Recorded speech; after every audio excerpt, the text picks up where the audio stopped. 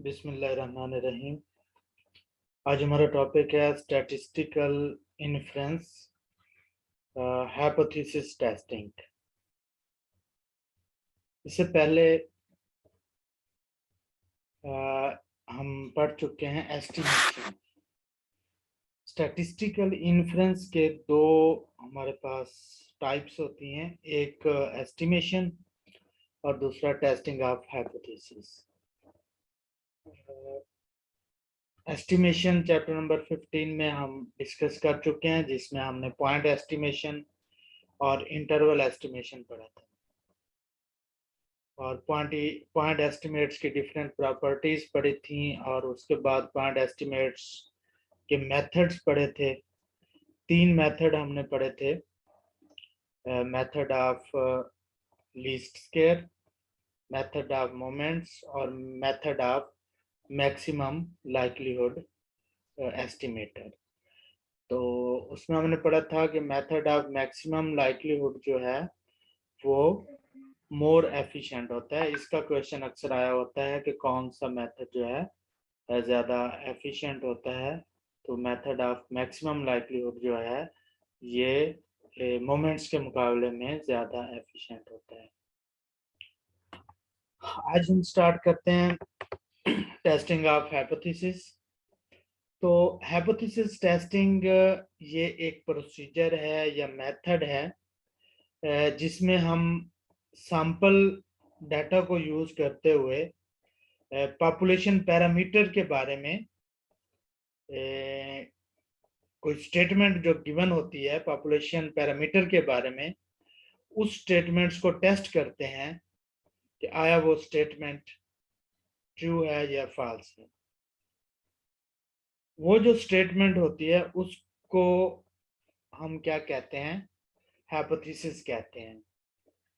वो हाइपोथेसिस जो है या स्टेटमेंट जो है वो ट्रू भी हो सकती है, फॉल्स भी हो सकती है। तो उस स्टेटमेंट्स को हमने टेस्ट किस बेस पर करना होता है, सैंपल के डाटा की बेस पर।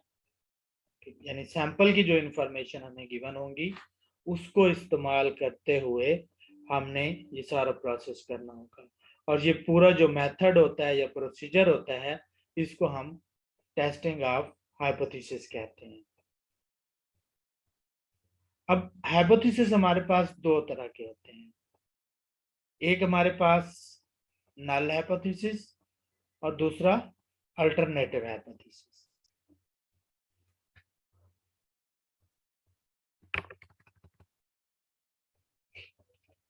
A null hypothesis generally denoted by the sample, इसको हम H नॉट के साथ डिनोट करते हैं null hypothesis को। Is any hypothesis which is to be tested for possible rejection under the assumption that it is true, यानी हम possible rejection के लिए जो है इसको टेस्ट कर रहे होते हैं और assumption होती है कि ये ट्रू है। इसमें हमेशा इक्वलिटी का निशान आएगा। जब हम इसको मैथमेटिकल फॉर्म में लिख रहे होंगे तो नल हाइपोथेसिस में हमेशा इक्वलिटी का निशान आएगा। इक्वल हो सकता है, less than or equal to हो सकता है, greater than or equal to हो सकता है।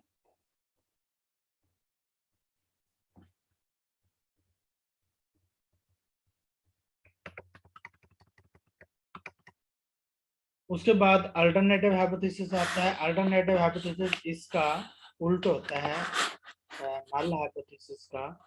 अगर नल हाइपोथेसिस हमारे पास इक्वल टू है तो ये नॉट इक्वल टू होगा, वो greater than or equal to है तो अल्टरनेटिव में लेस देन आएगा, और अगर हमारे पास वो greater than less than or equal to है नल हाइपोथेसिस तो अल्टरनेटिव ग्रेटर देन आएगा।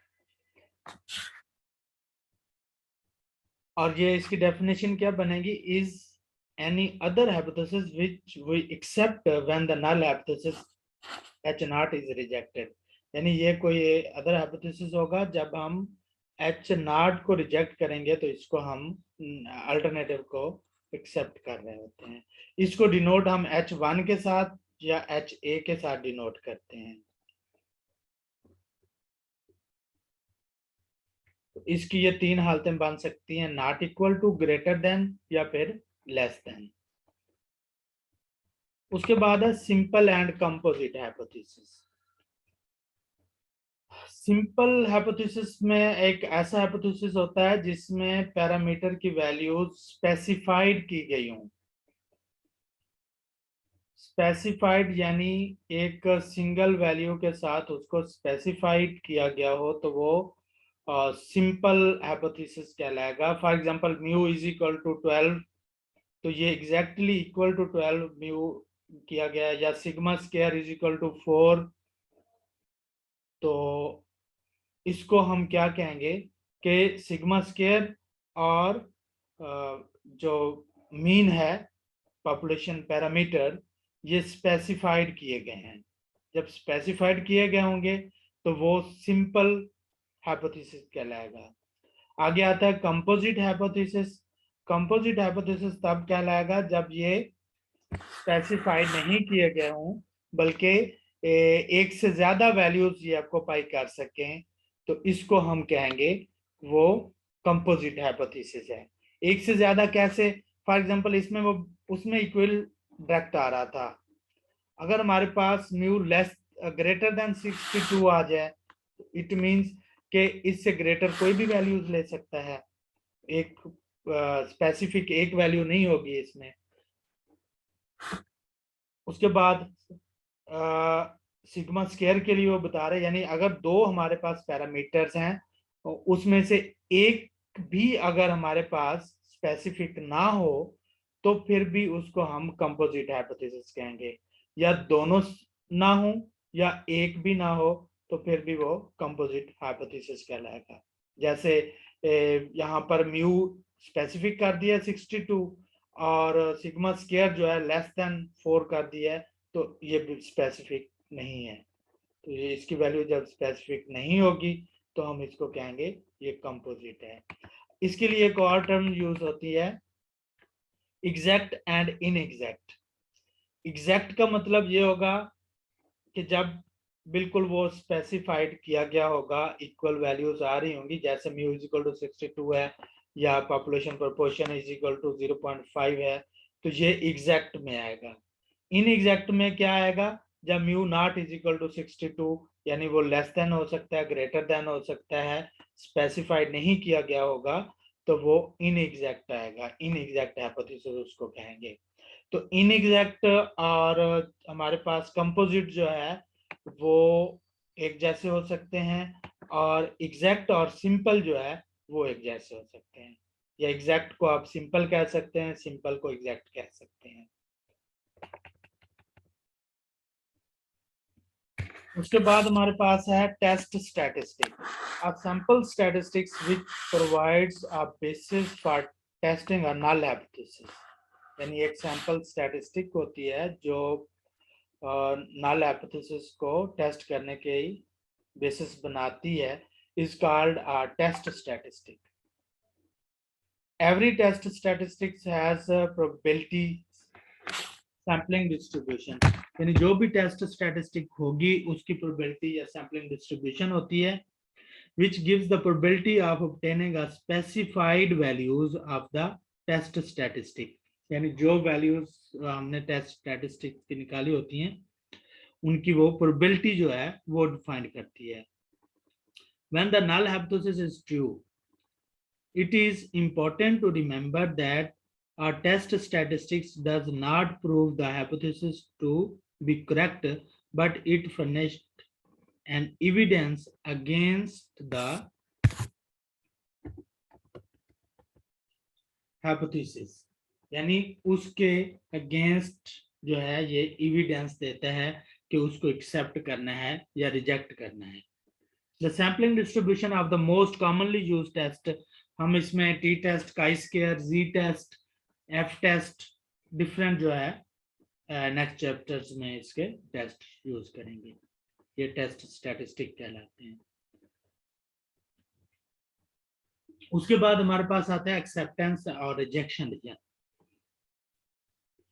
एक्सेप्ट और रिजेक्शन रीजन जो है ये हमारे पास सेट ऑफ वैल्यूज होती हैं जिनको दो पार्ट्स में हम डिवाइड करते हैं।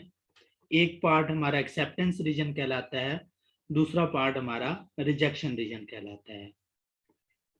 तो वो एक कट पॉइंट होगा उनके दरमियान कि इस पॉइंट से इस तरफ अगर आएगा हमारे पास वैल्यू तो वो रिजेक्शन रीजन में आ जाएंगी, या दूसरी तरफ आ जाएंगी तो उसको हम एक्सेप्टेंस रीजन कह देंगे। तो रिजेक्शन रीजन को हम क्रिटिकल रीजन भी कहते हैं। तो इसके लिए जो वैल्यूज होती हैं जो रिजेक्शन रीजन के अंदर आती हैं तो उनको हम क्रिटिकल वैल्यूज कहते हैं।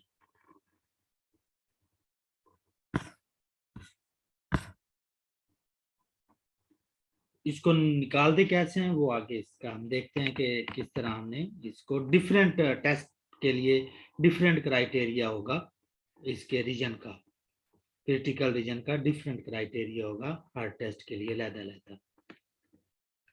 उसके बाद आता है type 1 and type 2 error, very important है, काफी ये पूछे जाते हैं। टाइप 1 एरर हमारे पास जब एक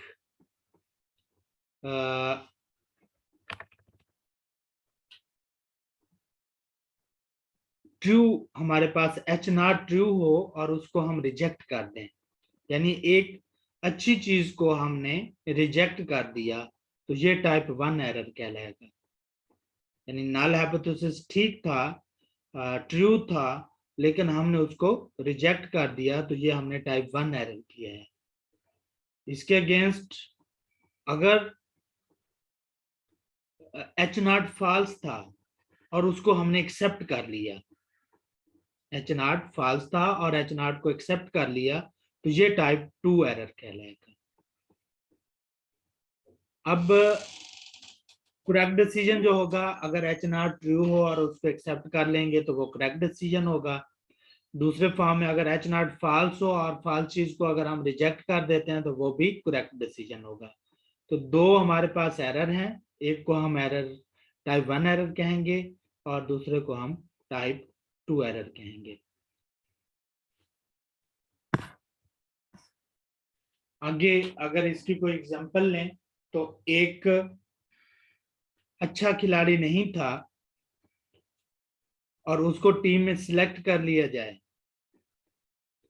तो ये टाइप 2 एरर कहलाएगा। यानी एच नॉट फॉल्स था लेकिन उसको हमने एक्सेप्ट कर लिया, ये टाइप 2 एरर होगा।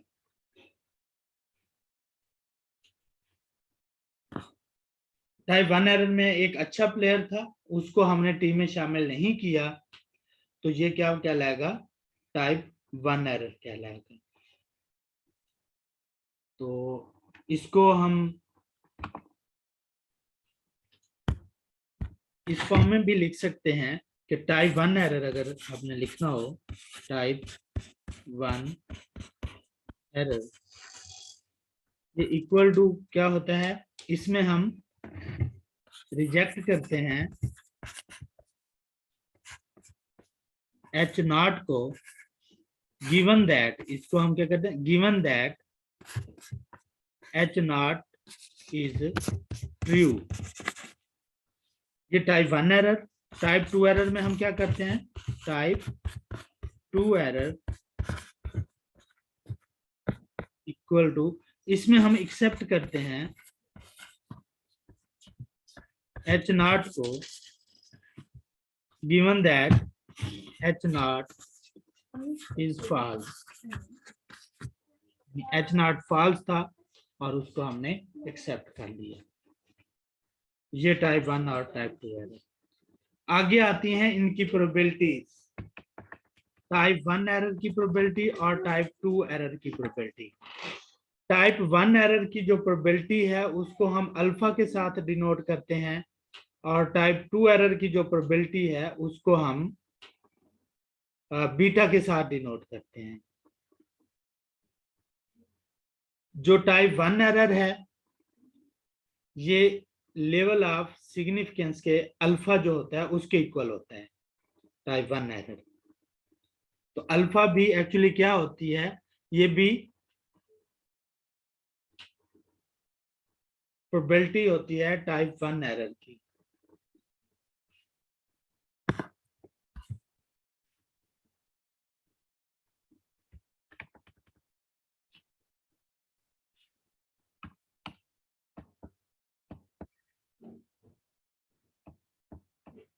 उसके बाद हमारे पास कंसेप्ट है पावर ऑफ द टेस्ट।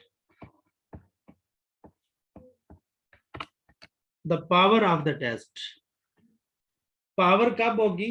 जब हम एक फॉल्स चीज को रिजेक्ट करेंगे तो वो पावर होगी, यानी probability of reject H naught given that H naught is false.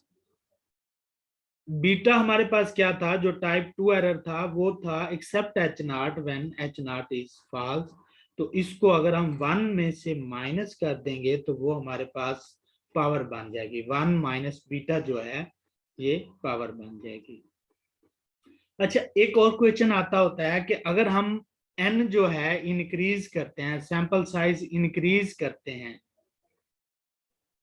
तो टाइप 1 एरर और टाइप 2 एरर में क्या रुझान होगा? वो इंक्रीज होंगे या डिक्रीज होंगे? दोनों, या एक डिक्रीज होगा और दूसरा इंक्रीज होगा? ये कौन बताएगा आप में से कि अगर हम सैंपल साइज को इंक्रीज करते हैं तो इनमें से कौन सा टाइप 1 एरर या टाइप 2 एरर या दोनों इंक्रीज या डिक्रीज होंगे?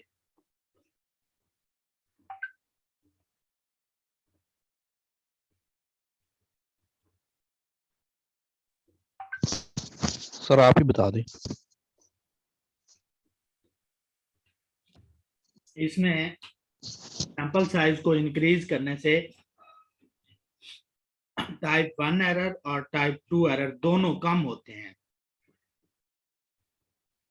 दूसरा, अगर वो इस तरह क्वेश्चन पूछ ले कि अगर सैंपल साइज का जिक्र ना करे, सिर्फ ये कहे कि अगर हमने टाइप 1 एरर कम करना है तो टाइप 2 एरर ज्यादा हो जाता है, अगर टाइप 2 एरर कम करें तो टाइप 1 एरर ज्यादा हो जाता है। अगर इन दोनों का आपस में देखें, अल्फा और बीटा का, बाकी हालात को कांस्टेंट रखते हुए, अगर हम टाइप 1 एरर कम करते हैं तो टाइप 2 एरर ज्यादा हो जाता है, अगर टाइप 2 एरर को कम करते हैं तो टाइप 1 एरर ज्यादा हो जाता है।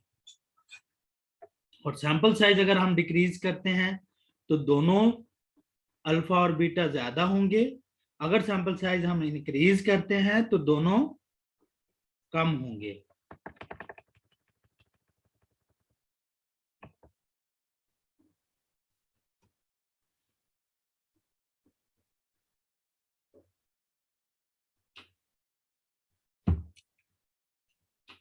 एक ये क्वेश्चन इंपॉर्टेंट है, a curve giving the probabilities of making type 2 error for various parametric values under alternative hypothesis is called the operating characteristics curve. Type 2 errors की जो प्रोबेबिलिटीज होती हैं उनका जो कर्व बनता है उसको कहते हैं ऑपरेटिंग कैरेक्टरिस्टिक्स कर्व। और जो पावर कर्व होता है which may be regarded as the complement of the OC curve shows the probabilities of rejecting the null hypothesis. अच्छा, इनको हम ऑपरेटिंग कैरेक्टरिस्टिक्स कर्व या सिंपली ओसी कर्व भी कहते हैं। जो टाइप 2 एरर का कर्व होता है, उनकी प्रोबेबिलिटीज का जो कर्व बनता है उसको ओसी कर्व या कैरेक्टरिस्टिक्स कर्व भी कहते हैं। ये भी इंपॉर्टेंट है, इसको भी आप लोगों ने ध्यान में रखना है। उसके बाद हमारे पास आता है द सिग्निफिकेंस लेवल।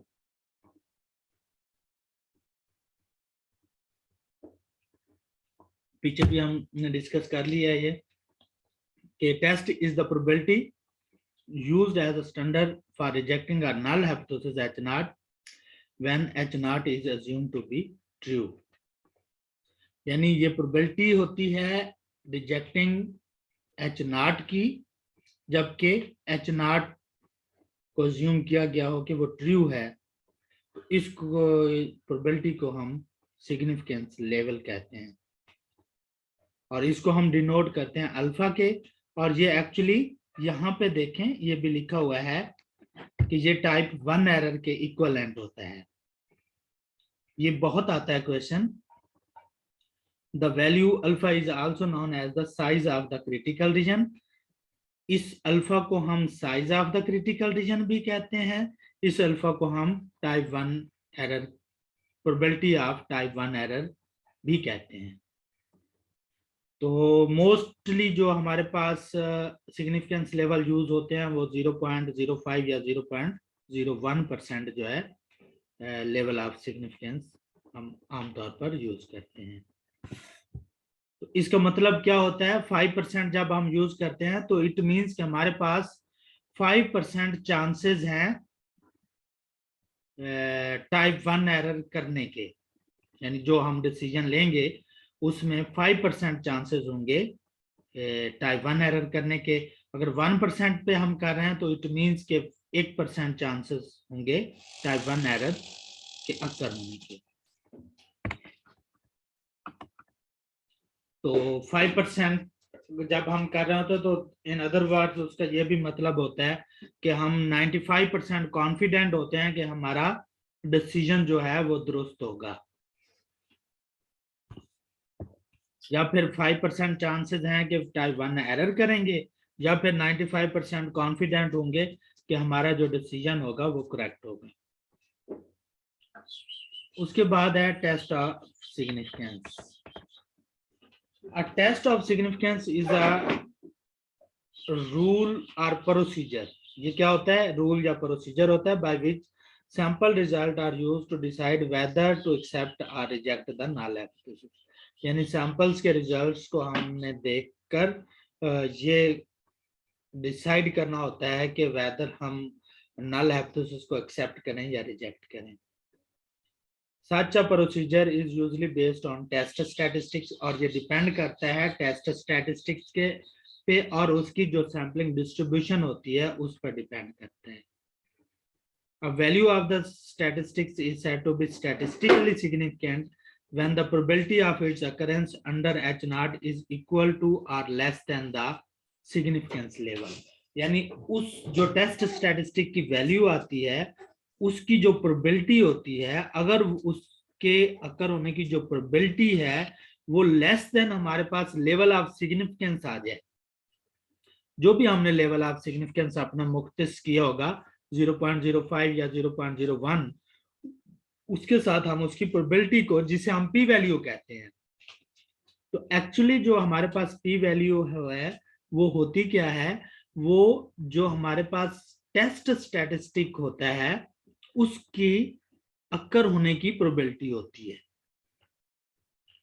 और वो प्रोबेबिलिटी अगर हमारे पास लेस देन 0.05 जो हमारे पास लेवल ऑफ सिग्निफिकेंस है उसके आएगी तो हम कहेंगे कि हम रिजेक्ट एच नॉट को करेंगे। अदरवाइज अगर वो बड़ी है तो हम फिर अपना डिसीजन क्या ले रहे होते हैं, fail to reject H naught कर देते हैं। तो फेल टू नॉट, जब हम fail to reject H naught करते हैं तो उस वक्त हम नॉट सिग्निफिकेंट कह रहे होते हैं या इनसिग्निफिकेंट, स्टैटिस्टिकली इनसिग्निफिकेंट कह रहे होते हैं। और जब पी वैल्यू हमारे पास 0.05 या जो भी हमारे पास अल्फा है उससे कम आ जाए तो हम कह रहे होते हैं कि ये स्टैटिस्टिकली सिग्निफिकेंट है।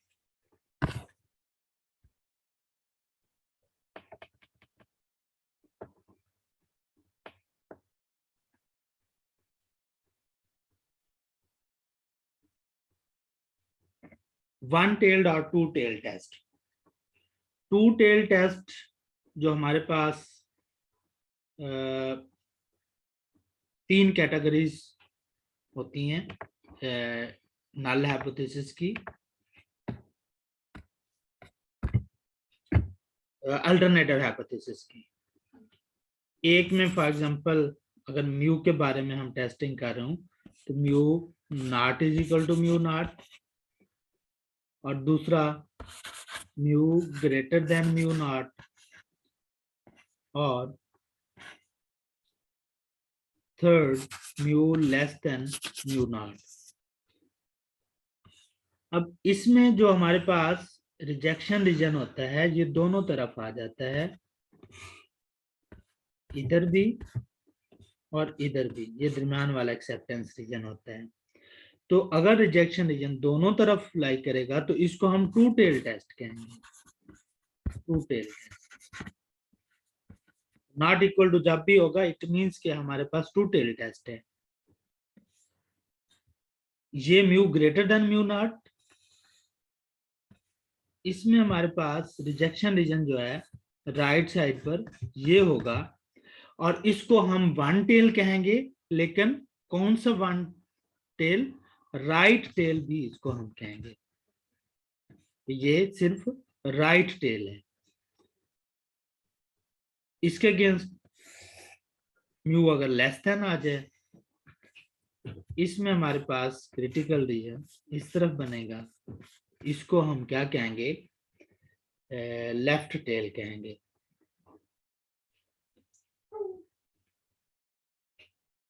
तो टू टेल में हमारे पास क्या था? क्योंकि not equal to mu nought है तो वो लेस देन भी आ सकता है और ग्रेटर देन भी आ सकता है। तो दोनों तरफ जब होगा तो इसको हम टू टेल टेस्ट कहेंगे।